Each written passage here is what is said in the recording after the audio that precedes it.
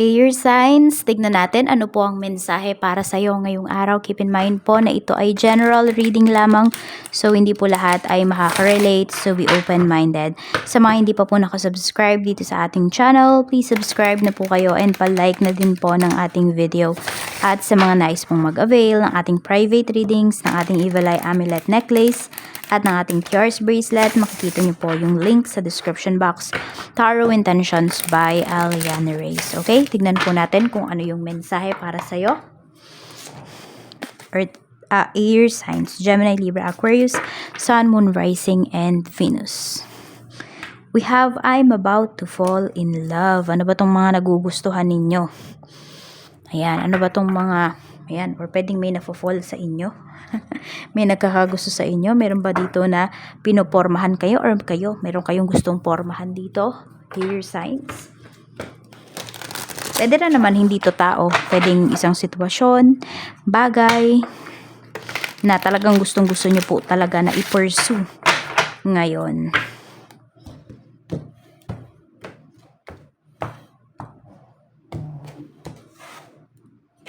We have unfazed. May nagsasawalang kibo dito. Okay, pwedeng ano ba na nalilink kayo towards sa isang tao pero hindi kayo nagsasalita. I mean, parang hindi nyo pinapansin, hindi nyo binibigyan ng kahulugan. Merong nagbibigay ng motibo sa inyo pero hindi nyo pinapansin. Pero actually, iba sa inyo, yung kada iwas ninyo, doon kayo mas nafo-fall. Air signs, we have bad reputation. Ayun nga. Mag-iingat kayo.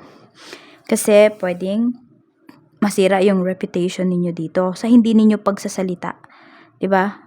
Minsan kasi 'di ba sinasabi nga nila parang ano yung sinasabi na yun? Parang if nananahimik ka, ibig sabihin yes yun. Pag may tinatanong sa iyo yung isang tao.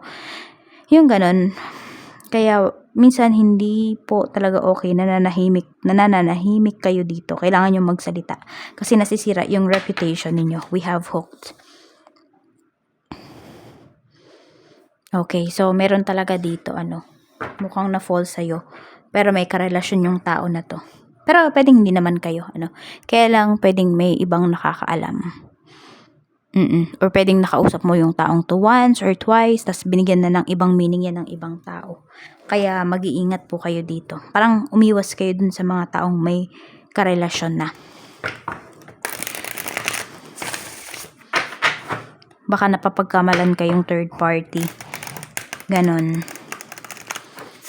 Kahit na wala naman yun sa intention ninyo. Pero yun na, as respect na lang to yourself and as respect dun sa karelasyon ng tao na nakakausap mo, tigilan mo na lang yan. Kahit na wala namang mali siya yung, kunwari, pag-uusap ninyo. Yun, kasi nga, nalilink sa'yo. Air signs. Okay? Tingnan natin, we have the world para po ito sa mga mag-a-apply ng work. Mag-apply na po kayo. Maganda po yung energy dito. May celebration na pinapakita. So, pwede po na mag-apply kayo ngayon. Smooth yan. Dire-diretso. Baka ma-hire ka agad kayo. Sa mga, naman po, sa mga ayan, ito sa mga mag-a-apply. Sa mga nag-apply na, may hinihintay ka pa ba dyan sa in-applyan mo? The Chariot, meron naman po. 3 weeks, siguro yun na yung pinaka matagal. Pag after 3 weeks, wala ka pang, okay, pwedeng 1 week, 2 week, hanggang 3 weeks. 1 week, 2 weeks, 3 weeks. Hanggang 3 weeks, wala pa. Mag-move forward ka na. Hanap ka na ng ibang trabaho. Pero pag pumasok yan, ayan po. Meron ka na mga asahan dito. Tignan natin, pagdating naman po sa may current job, we have 5 of Cups. May sisihan dito sa trabaho. Tignan natin yung mga katrabaho mo. 9 of Cups. Parang ikaw ba yung nasisisi dito? May nangyaring hindi maganda. Ayan, mukhang ikaw yung pag-iinitan. Air signs pagdating dito sa trabaho. Medyo mag-iingat ka po dun sa mga pinagkakatiwalaan mo. Or baka may manghingi sa'yo ng favor dito sa trabaho. Tapos, sa'yo kunwari nasira yung isang machine or may nagkagulo dito, tas ikaw yung sisisihin. Pero inutos lang naman siya sa'yo or nakiusap lang naman sa'yo. Kaya medyo wag ka mo nang papayag or wag ka mo nang susunod dun sa mga pakiusap sa'yo ngayon kasi baka po ikaw yung malagay sa alanganin dito. Yan, kasi parang may nagkagalit dito. I don't know kung ikaw yung nagagalit or ikaw yung pagagalitan. Check naman natin pagdating naman po sa, or kunwari baka may trabaho ka naman dito tapos pinakisuyo mo sa isang tao tapos pumalpak siya. Yun, baka naman yun, doon ka naman magkaroon ng problema. Kaya kung work mo, akuin mo na lang muna talaga, wag mo nang iutos sa iba. Ngayon, tignan natin pagdating naman po sa negosyo. Kamusta yung sales? We have Page of Wands. We have Six of Cups. Parang nami-miss nyo na yung dating masiglang sales ng business ninyo. Air signs. Ayan, the Hermit. Need nyo na dito ng need yung mag-focus. Ayan po. Parang tignan nyo ano ba yung ginawa ninyong pagbabago. Kasi pwedeng yung pagbabago na yon hindi naging maganda yung sa inyo eh. Yung dating or yung pasok nung sa business ninyo. Kaya pag-isipan nyo po yan. Ayan, need nyo magmuni-muni dito. Kasi ayan, nami-miss nyo na yung dating sales ninyo. Or pwedeng maraming nakakamiss doon sa binibenta po ninyo, sa produkto ninyo. Ito ang pinapakita dito, air signs. Or sabihin natin, kung pagkain yan, yung dating timpla nung pagkain na binibenta po ninyo. Sa kaperahan naman, happy ka ba? Temperance, hindi ka masyadong happy pagdating sa money mo. Pero nakikita ko dito may mga hinihintay ka, air signs. Three of Cups. Parang may hinihintay ka ditong pagkikita. Knight of Cups. Or tulong. Hindi ko alam kung ikaw ba yung tutulong or may tutulong sa'yo dito. Pero may hinihintay ka eh. So, as of this time, hindi ka sobrang happy pagdating sa money mo. Dahil may hinihintay ka. Tignan natin. Ayan, siguro hinihintay ng iba sa inyo makabawi or may hinihintay kayo dito na tulong. Pwedeng malaki-laking halaga to. Tignan po natin ano pa yung mensahe para sa'yo. Pagdating naman po sa mga single natin. Wishful thinking. Having lofty ideas leads to a letdown. Be realistic. Diba? Maging realistic daw kayo. Towards dito sa hinihiling ninyo, towards sa relasyon ninyo, towards sa pagkakaroon ninyo ng relationship. Minsan kasi talaga air signs, yung standards or yung tama ba? Tama, yung standards natin. Pwedeng hindi yan ma-meet nung taong magiging sa atin eh. Magiging sa atin yung taong magiging karelasyon mo. So, parang sinasabi sa'yo dito ni universe, be open-minded. Yan, baka nga may nai-inlove na sa'yo dito.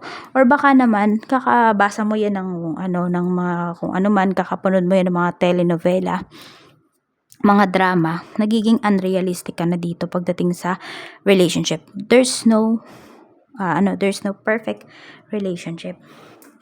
Yan, walang perfect na tao. Kaya maging realistic ka dito kasi baka yung mga standards mo ay sobrang taas talaga. Tapos, kung gusto niyo naman magkaroon ng relationship, tas nakaupo lang naman kayo dyan sa bahay, diba? Puro trabaho yung inaatupag ninyo. So, paano kayo magkakaroon ng relationship? Tas, pag may lumalapit sa inyo, binabasted nyo naman. Or pag merong kayo nagugustuhan, hindi naman kayo kumikilos, diba? Hindi naman kayo nanliligaw, air signs. So, maging realistic kayo dito. Kung may gusto kayong isang tao, kayo yung lalaki, kayo yung mag-pursue doon sa tao na yun. Kayo yung mag-effort. Tingnan natin, pagdating naman po sa mga in a relationship, so maging realistic daw kayo sa approach ninyo. Flickering passion. Feelings come and go, or the chemistry is not there. Yan. So, napapansin mo ba, nagbabago na yung person mo, nagbabago na yung karelasyon mo, baka kasi na-fall na siya sa iba. Ayan po ang sinasabi dito, air signs. Okay, sabi nga dito, it's either nandyan talaga yung chemistry, okay, na kahit na parang on and off yung relationship ninyo, bakit hindi mo maiwan yung tao na to? Bakit pabalik-balik lang to sa buhay mo? Or pwedeng wala kasi talaga. Pwedeng, alam mo yung parang nagiging no choice lang ba kayo? Kaya kayo bumabalik sa tao na to? Or ganun yung tao na to sa inyo? Kaya pag-isipan nyo daw yan. Kasi parang patay sindi talaga yung nangyayari dito sa relasyon ninyo. Parang walang pag-usad. Sa mga married naman po, we have hidden thorns. Sabi dito, look beyond the romance to discern true intentions. Ayan. Okay. Nakikita ko naman dito. Pwedeng may bumabalik sa life mo kasi meron tayong reconciliation dito. Ayan. So, kung may babalik sa life mo, ito asawa mo, sinasabi niya naman na totoo na siya sa'yo, or hindi ka na niya lolokohin, nagbago na siya. Mukhang totoo naman po, nagsasabi naman ng totoo tong asawa mo. Oo. Siguro nakarma na, kaya gusto nang bumalik sa'yo. Natauhan na. Oo. Pero nasa sa inyo pa rin yan kung tatanggapin nyo ba. Ano ba, magiging matalino ba kayo? Or sa tingin mo ba, magiging matalino ka ba dito sa pagtanggap dito sa asawa mo, sa pagbabalik niya? Or feeling mo ba naiisahan ka niya? Tignan mo daw kung ano yung true intention niya. Mag-ingat ka. Okay, alamin mo talaga ano ba yung intention niya sa pagbabalik na ito. Tignan natin, sincere ba? The Lovers. Okay. Sincere naman po sa pagbabalik itong asawa mo. Yan. Or sabihin natin, baka nag-away lang yung iba sa inyo. Sincere naman siya sa pakikipagbati niya sa'yo.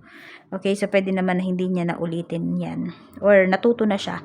No, baka there are times na hindi mo siya pinansin. Sobrang na-miss ka po kasi niya.